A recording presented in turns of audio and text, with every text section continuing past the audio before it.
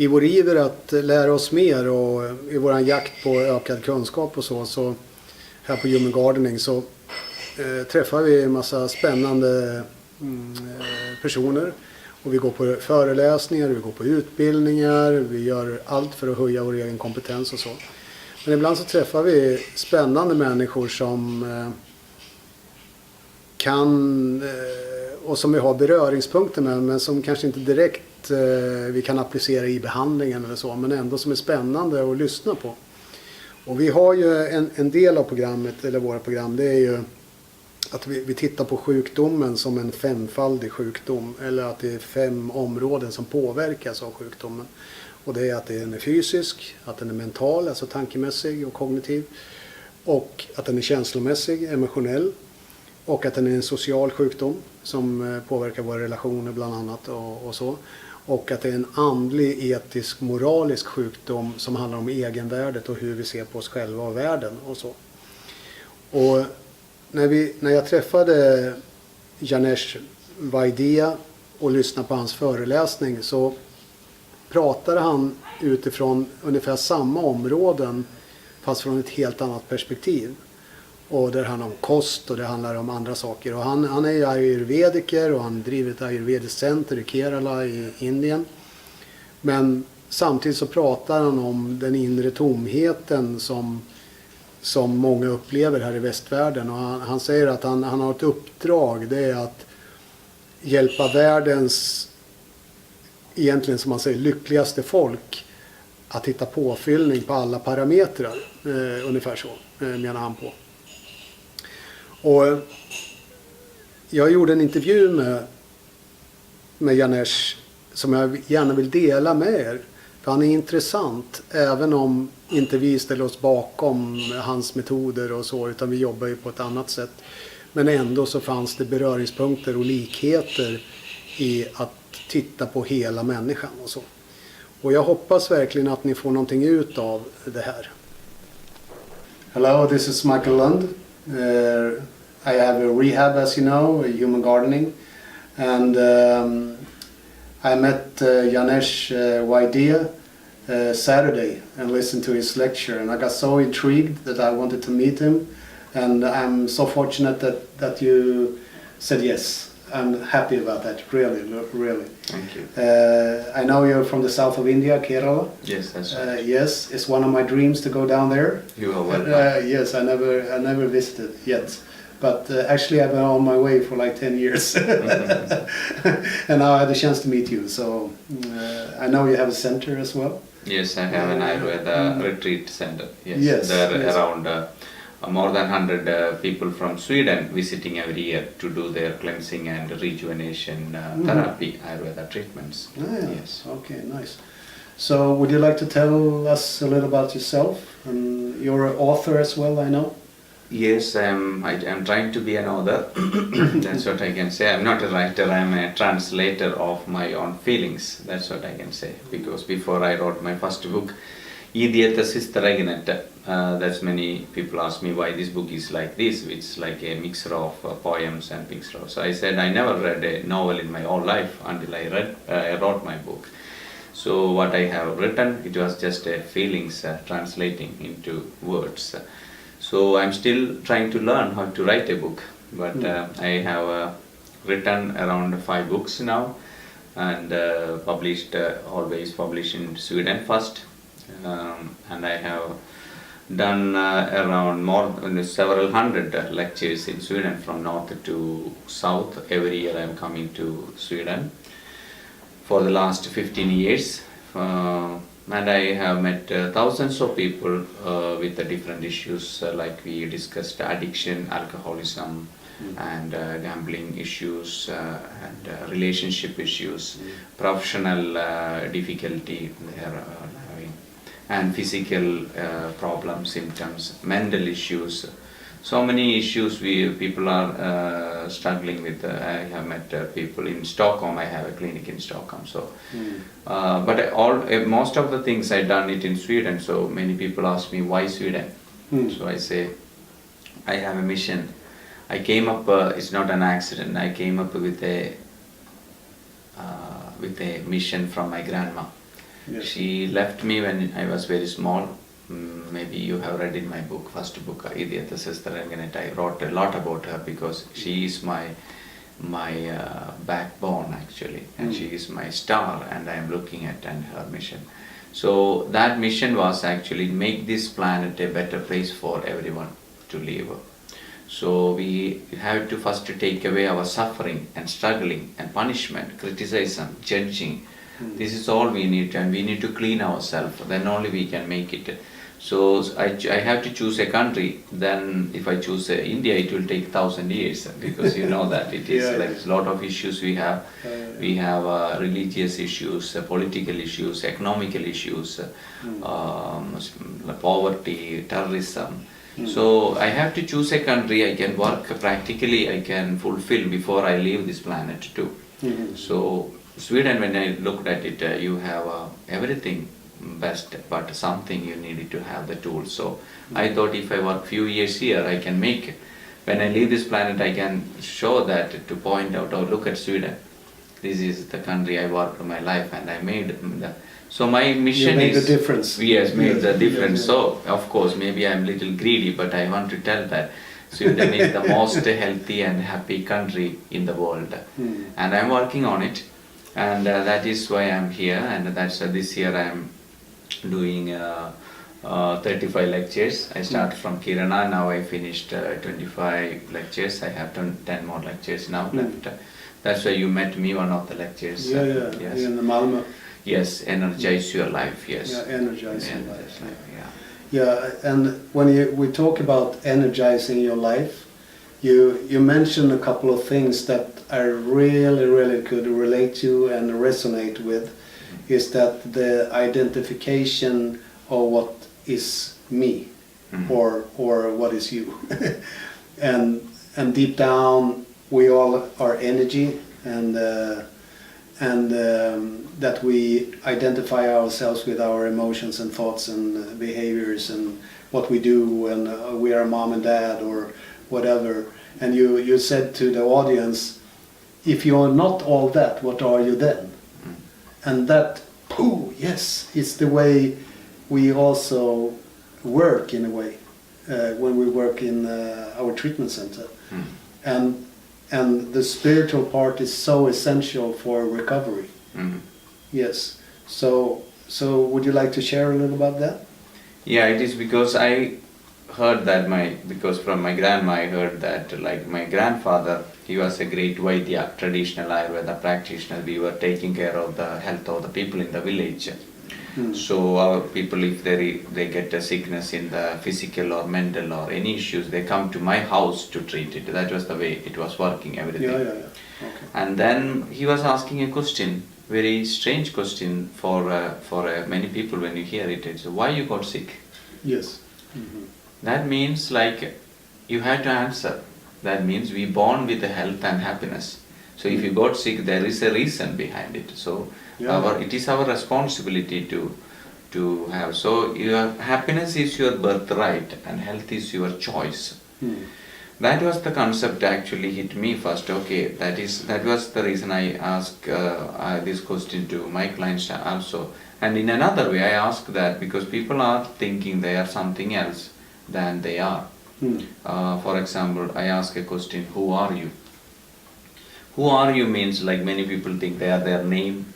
They are say that I am a boss of the company. I see myself as a boss of the company. Look at me, I am the boss. So, or I am a servant, or I am a colleague, I am that or this, or I am a hair stylist or therapist. But these all are actually designation. Or then, no, that's not you. Then who are you? Then, okay, I am a father, or I see myself as a father, I see myself as a mother, or brother, or sister, or husband, or wife, or so. This is all, but this is not you. This is your relationship with the society. So you are not even your name, just like a name or a designation or your relationship in the society. Then who are you? Then you turn yourself and look into the mirror. Who am I? I ask that question and get the answer that, oh, this is me, my body. Oh, I have pain in my body. That's why I feel pain. But actually you are not your body. then you are not your body either. Okay, then probably you are your mind, you are thinking and feeling, and that's the way I function. Of course, the mind is the architect of your life. Mind is designing, but the mind is not you. So you are not your mind, you are not your body, you are not your designation, you are not your relationship in the society, you are not your name. Then who are you? There you are actually taking away all this shield of responsibilities, egos and coverings, and completely coming out from that as naked. Yeah, and that scares people, Yes, really. exactly. That's my experience. That is pure you. That is what we call it in our, you are an energy. You never born, you never going to die. You are only traveling through this planet for few years or maybe few days even. We never know how long we are going to. So that feeling, if you really believe in it, if you are there, that is actually the spirituality, spiritual belief. That's the only thing you need to believe. Then you can feel, you can get out from your stress, because stress is all about your possessions in your life. We are living, we have wings, but we still won't fly because of we are living like hens, because we are too heavy with all these possessions. Oh, I am this or I am that. But if you take away all these things, then you are quite free from all this heaviness. Yes. So that is what I want to make people believe it. Then some people ask, because we are up living in the brain, and brain is programmed from our childhood according to the society. Society is educated us to learn mathematics, social science, history, so many other sciences to function. Mathematics is to earn money and calculate the salary and pay the bills. That the society needed, but it's nothing to calculate how much feelings I have. How can you say that if I say I love you? How can you say how many numbers of love you have? There's no number you can give it. No. How much stress I have? I cannot It's gauge it. like my daughter. She says, "Daddy, do you have love for both mom and me?" And I said, "Of course.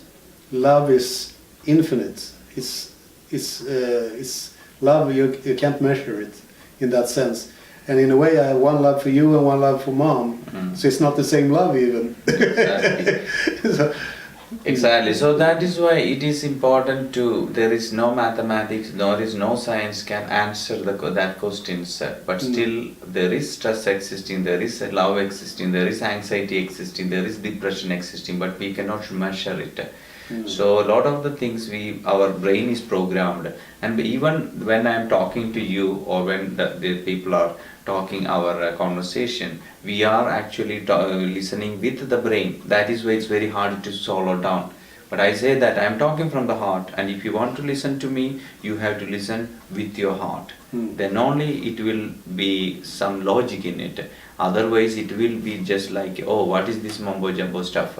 You want to believe it.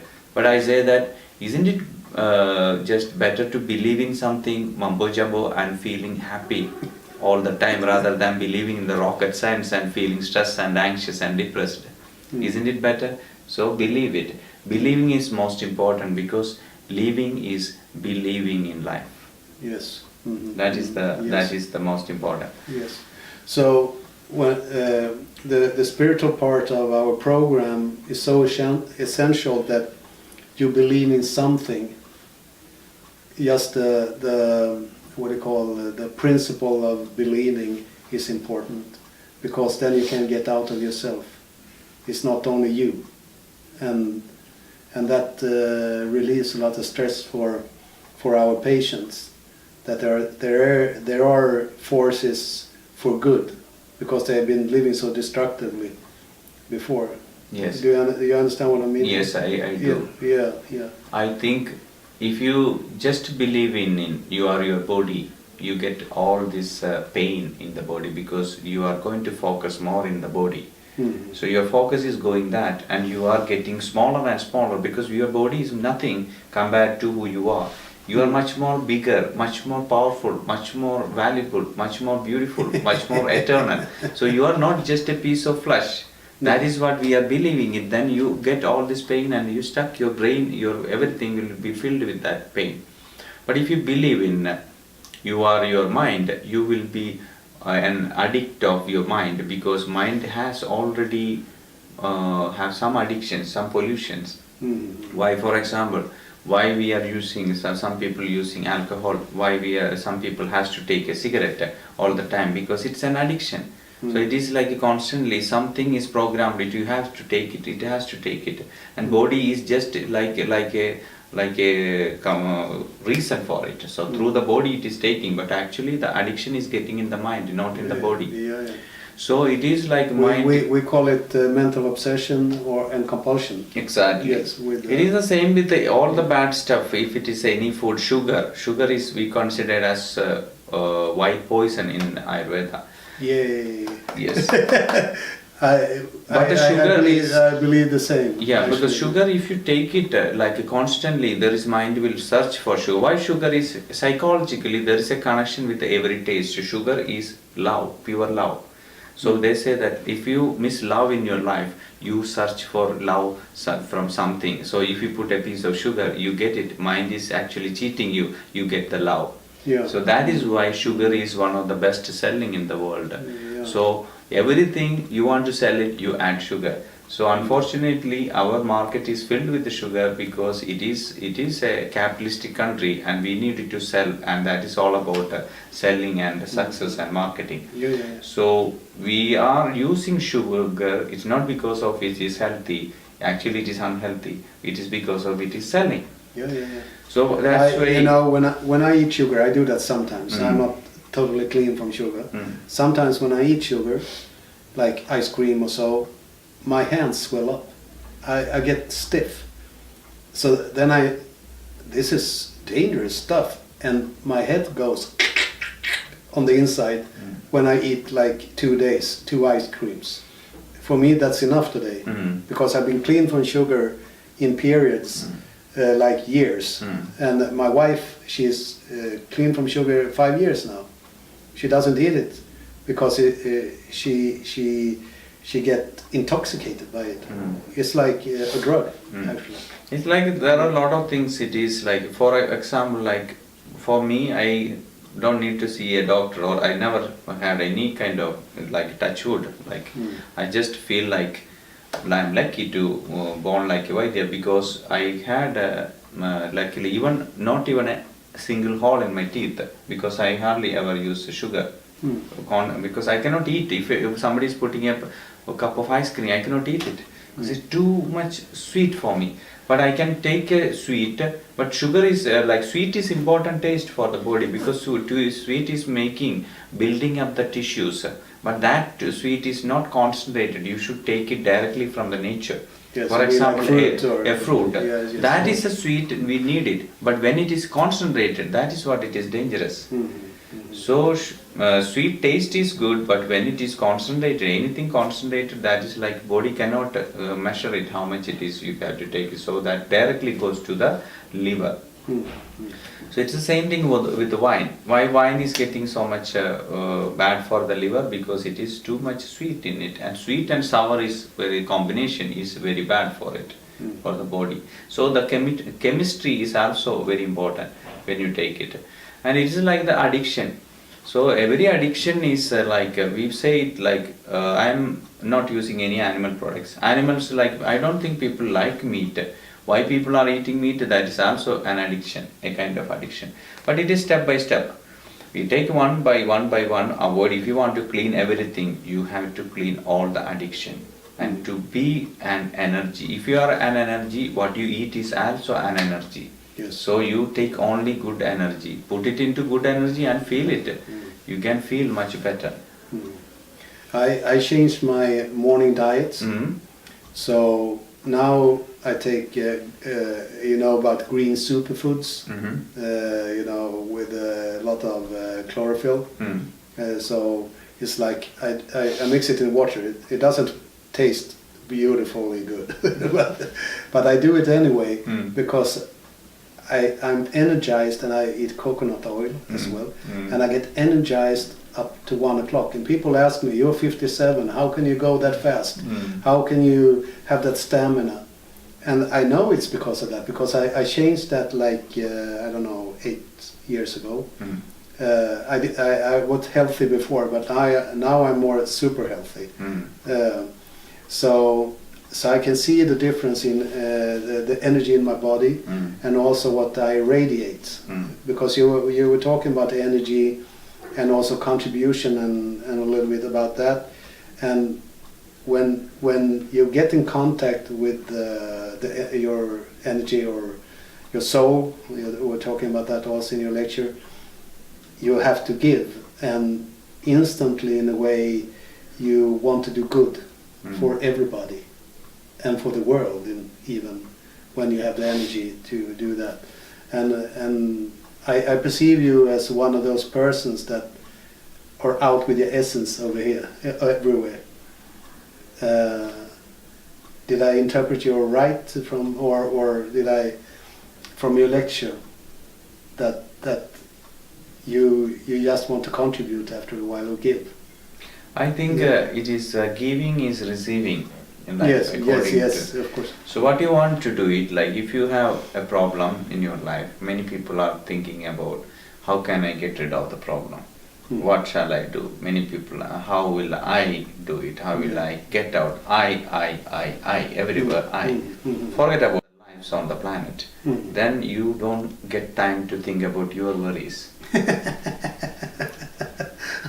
That is the simple theory. Of course I do have problems in my life, but I never get time to work on it. And my mind doesn't have time for that. So it is now I am working for the world, I have a mission. So I don't have time for my problems. So my problems are not important at all. So after a while, when you work for other people's problem, actually you are working your own problem. After a while, when you turn around and look at, actually you improved a lot. Now I can see that the last few years I can see that, oh Janesh, you improved a lot while working for other people.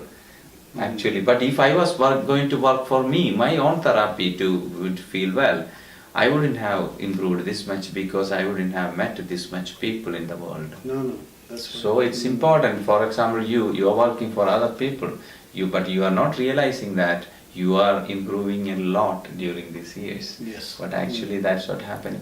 So this is it came to me. I had another job before I started my business. It came to me like a voice, that inner voice that said, "Michael, what are you doing here? You are too good as a therapist to be here working with what you are doing. And what you have to do, what you want." The question came, "What do you want to do?" And I said, "I just want to give. I want to help. My mission is to help." "And are you helping people when you're standing here at this place?" "No." And I had to listen to that voice. And here I am, talking to you in a way. And this wouldn't have been possible if I hadn't listened deep down inside of myself what my true mission is. And after that, my life has totally changed. Yes. Yes. And so for me, it's about giving. Exactly. Yes. That's all many people are doing it. Actually, when you live for the world, you are living more for you. If I want to live this life, I cannot change this earth, I cannot go to another planet. I have to live on this planet. Yes. So only option is to make this planet better. Then only. So one way I'm selfish. One way I'm selfish because I want to have a better life. That's why I'm making this planet better. Yes. So when you make it better for other people, your life automatically will be better. So it is a very simple theory. What we need is actually think about it. For example, I am thinking about animals. That's why I am not eating animals. So when I am stop eating animals and I am thinking about animals and other birds, and actually I am feeling that peace back. I am getting a lot of peace, a lot of happiness, a lot of joy, because that is like returning some way. It is returning to me. So that is the way we can think about. Mm. That's a message we can give to our audience. Live for the world, then actually you are living for yourself.